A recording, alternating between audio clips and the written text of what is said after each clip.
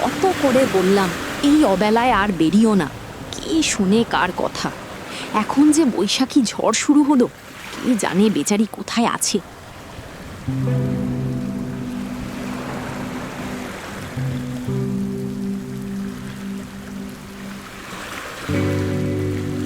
কি গো বউ, তুমি ঝড়ের মধ্যে এভাবে বাহিরে দাঁড়িয়ে আছো কেন? কি করব বলো, তোমার জন্য পথ চেয়ে দাঁড়িয়ে আছি। কত করে বললাম আজ ঝড় হতে পারে, তুমি তো আমার কথা না শুনেই মাঠে চলে গেলে। হ্যাঁ বউ, সেজন্যই তো মাঠে আর থাকলাম না, দৌড়ে বাড়ি চলে আসলাম।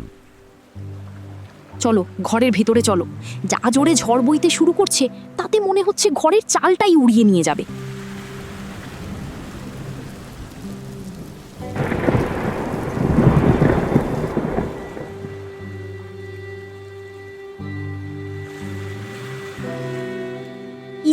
এই দেখো, ঘরের ভিতরে কিভাবে চালের ফুটো দিয়ে পানি পড়তেছে। তাই তো, এভাবে আর কিছুক্ষণ পানি পড়তে থাকলে ঘরের মেঝে তো পানিতে ভরে যাবে বউ। কি আর করা যাবে, তোমাকে কত করে বললাম সামনে যে ঝড় বৃষ্টির দিন আসতেছে তার আগেই চালটা সারানোর ব্যবস্থা করো। মুখ দিয়ে বললেই কি আর সারানো যায় বউ? কাজ করতে হলে তো টাকার দরকার। আমার কাছে তো চাল সারানোর মতো কোনো টাকা পয়সা নেই বউ। আমি বলি কি, তুমি মোড়ল মশাইয়ের সাথে কথা বললে দেখতে পারো, যদি কোনো সাহায্য তিনি করেন আমাদেরকে। আমার মনে হয় না মোড়ল মশাই আমাদেরকে সাহায্য করবে, তবে তুমি যেহেতু বলছো তাই বলে দেখবানি। নাও এখন আগে এই বৃষ্টির পানি সামলাও, না হলে রাতে আর বিছানায় ঘুমাতে হবে না।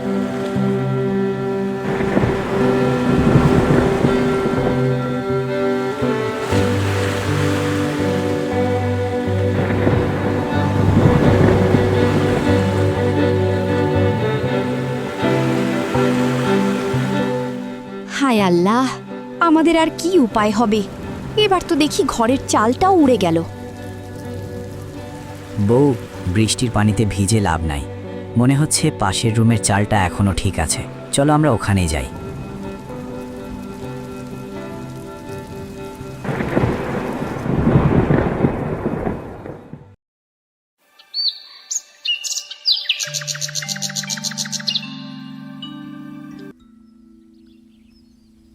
কালো ফসল বিক্রি করে কে কে পাওনা টাকা দিতে চেয়েছিল সেই লিস্টটা দেখতে বলেছিলাম তোকে, তা কি দেখছিলি? হ্যাঁ, জি আজ্ঞে মোড়ল মশাই, দেখেছিলাম। তাহলে চল আজকে সবারই বাড়ি যাব।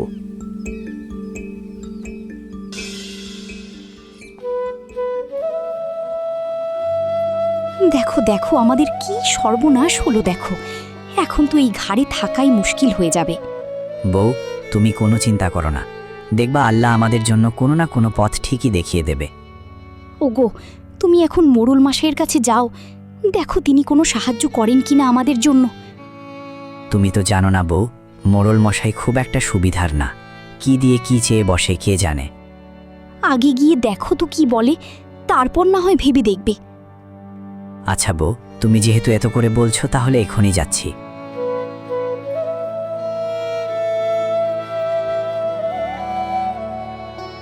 কিরে কাশেম, কোথায় যাচ্ছিস রে? হ্যাঁ, কার্তিক মাসে টাকা আনার সময় বললি চৈত্র মাসে ফসল উঠলে সব টাকা পরিশোধ করে দিবানি, তা কই তুই তো এর মধ্যে দেখাও করলি না রে। এবছরের ফসল বেশি ভালো হয় নাই, তার উপর ফসলের দামও কম, তাই ভাবলাম 1 মাস পরে ফসল বিক্রি করে আপনার সকল টাকা পরিশোধ করে দিব। মনে থাকে যেন মাত্র 1 মাস, আর তা না হলে তো জানিসই। এখন বল কোথায় যাচ্ছিলি? মোড়ল মশাই, আপনার কাছেই যাচ্ছিলাম। ওই দেখেন মোড়ল মশাই, গতকাল ঝড়ে আমার ঘরের এক পাশের চাল উড়ে গেছে। চাল ঠিক করার জন্য আপনার কাছ থেকে কিছু টাকা ধার করতে চেয়েছিলাম।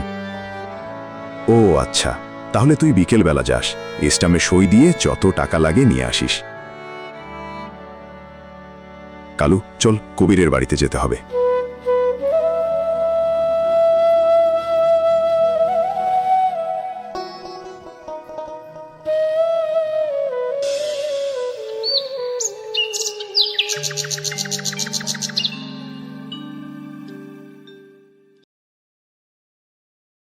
মোড়ল মশাই, আমাকে আর কটা দিন সময় দেন, আমি আপনার পাওনা টাকা বুঝিয়ে দিব। আর কত সময় দেব তোকে? দিনের পর দিন তো ঘুরিয়েই যাচ্ছিস, তা এখন আমি যা বলবো তোকে তাই করতে হবে। নে, এই কাগজে টিপসই দে। কিন্তু এটা তো সাদা কাগজ মোড়ল মশাই। হ্যাঁ, এখানে সাদা কাগজ, সেটা আমিও দেখতে পাচ্ছি। তুই যদি ওখানে টিপসই দিস তাহলে এখান থেকে যেতে পারবি, তা না হলে আমার লোকজন তোকে বেঁধে রাখবে। মোড়ল মশাই, আমাকে আর একটা সুযোগ দিন।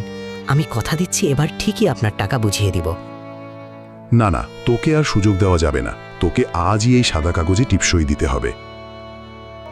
মোড়ল মশাই, আপনার পায়ে পড়ি মোড়ল মশাই, দয়া করে আপনি আমাকে ভিটা বাড়ি ছাড়া করবেন না। আচ্ছা যা, তোকে আমি আর একটা সুযোগ দিলাম, তবে মনে রাখবি মাত্র 7 দিন। এর মধ্যে পাওনা টাকা না দিতে পারলে ওই ভিটা বাড়ি আমার হয়ে যাবে।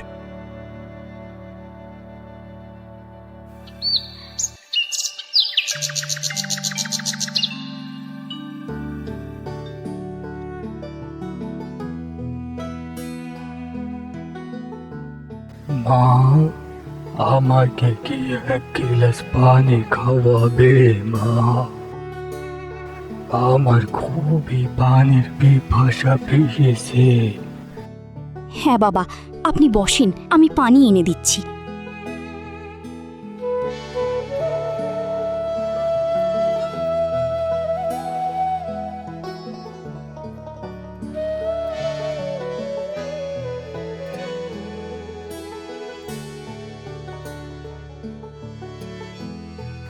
এ কি রে মা, তোর ঘরের চাল অর্ধেক আছে আর অর্ধেক নেই কেন রে মা?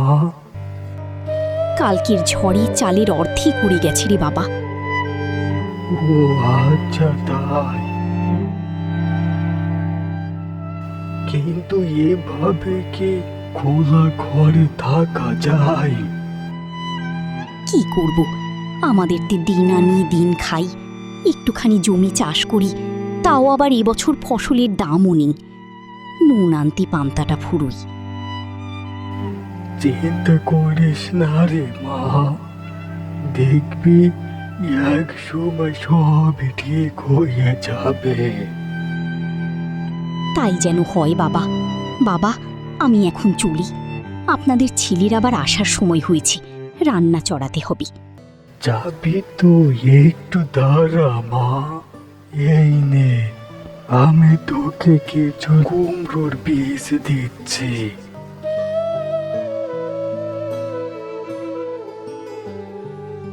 এগুলো তোর ঘরের চারপাশে লাগিয়ে দিবি রে মা, অন্য কোথাও কিন্তু লাগাস নে রে।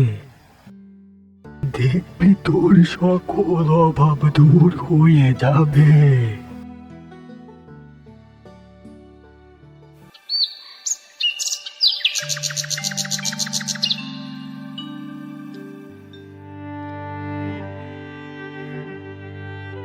ও আলতাপ কাকা, একা একা বটগাছের গোড়ে বসে আছো যে? কি আর করব বাবা, মনের দুঃখে এখানে এসে বসে আছি। তা বাবা, তুই ওদিকে কোথায় গিয়েছিলি? কালকের ঝড়ে আমার ঘরের অর্ধেক চাল উড়ে গেছে। মোড়ল মশাইয়ের কাছে গিয়েছিলাম ঘরের চালটা সারাবার জন্য কিছু টাকা ধার আনতে, কিন্তু তার কথাবার্তা শুনে না নিয়ে চলে আসলাম। ভুল করেও মোড়লের কাছ থেকে পয়সা ধার নিস নে কাসেম, তাহলে দেখবি আমার মতো ভিটে বাড়িটাও হারাতে হবে। হ্যাঁ কাকা, মোড়ল মশাইকে তো আমি ভালো করেই চিনি, তার জন্যই তো টাকা না নিয়ে চলে আসলাম। কিন্তু ভাবছি কি করে ঘরের চালটা সারাবো। এখন আমি যাই কাকা, বাড়িতে গিয়ে দেখি অন্য কোনো উপায় বের করা যায় কিনা।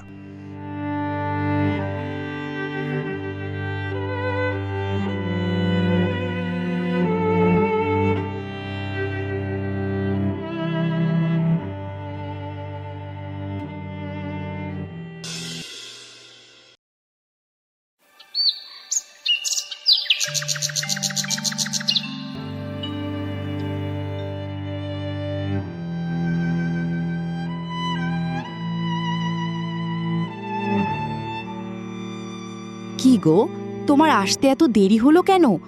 কোনো উপায় কি পেলে? না গো বউ, কিছুই তো করতে পারলাম না।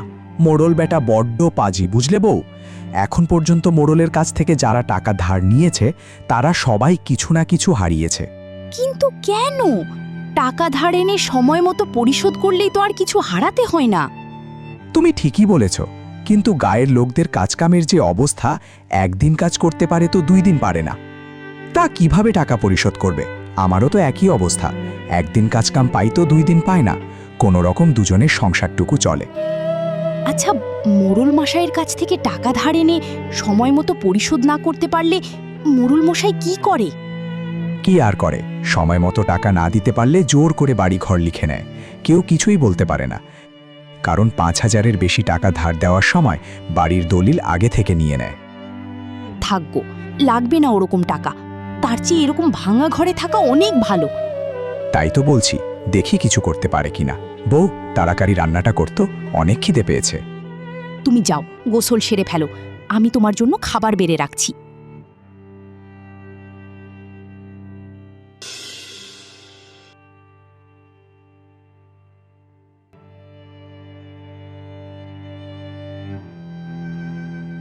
কি গো, অন্য কোনো ব্যবস্থা কি করতে পারলে? না গো বউ, কিছুই তো করতে পারলাম না আজ। তাহলে কি হবে এখন?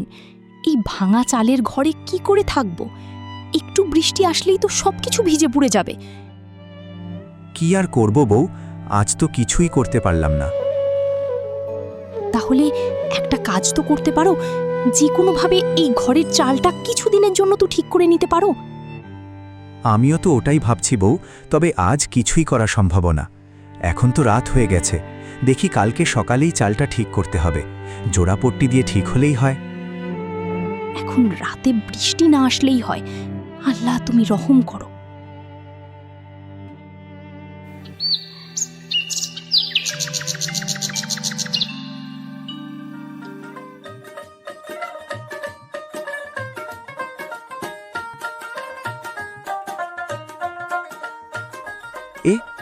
এ কি, ঘরের চালটা ঠিক হলো কি করে? হ্যাঁ, তাই তো। এই দেখি কিসের পাতা দিয়ে চালটা আটকানো। চল তো বউ, বাইরে গিয়ে দেখি।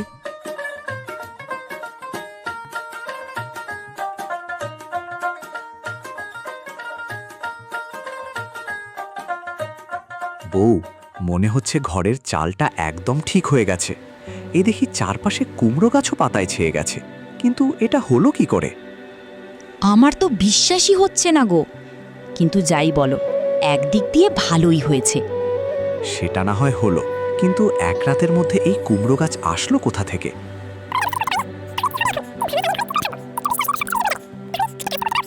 তার মানে বৃদ্ধা কোনো সাধারণ মানুষ ছিল না, হয়তো কোনো বুজুর্গ ছিল। সে তিনি যা হয় হবে, কিন্তু তিনি তো খুশি হয়ে আমাকে এই কুমড়োর বীজ উপহার দিয়েছিল। দেখো, ঘরের চালটা এখন কত সুন্দর দেখা যাচ্ছে। হ্যাঁ বউ, ওই দেখো চালের ওপর কত বড় বড় কুমড়ো ধরে আছে। হ্যাঁ, তাই তো। এই দেখি কিছু কিছু কুমড়ো পেকেও গেছে। আমি বলি কি, তুমি ওই পাকা কুমড়োগুলো গঞ্জে নিয়ে বিক্রি করে আসো। হ্যাঁ বউ, তাই করব। কুমড়োগুলো বিক্রি করলে অনেক টাকা পাবো, আমাদের আর অভাব থাকবে না। হ্যাঁ গো, আল্লাহ যা করে সবার ভালোর জন্যই করে। ঝড়ে ঘরের চালটা ভেঙে গেল, আর বুজুর্গ এসে আমাকে কুমড়োর বীজ উপহার দিয়ে গেল। আর এখন দেখো, ঘরের চালটাও ঠিক হলো, আবার কুমড়ো বিক্রি করে সংসারের অভাবও দূর হবে। বউ, তুমি যখনই বিপদে পড়বে তখনই আল্লাহর নাম স্মরণ করবে, দেখবে আল্লাহ ঠিকই তোমাকে বিপদ থেকে রক্ষা করবে।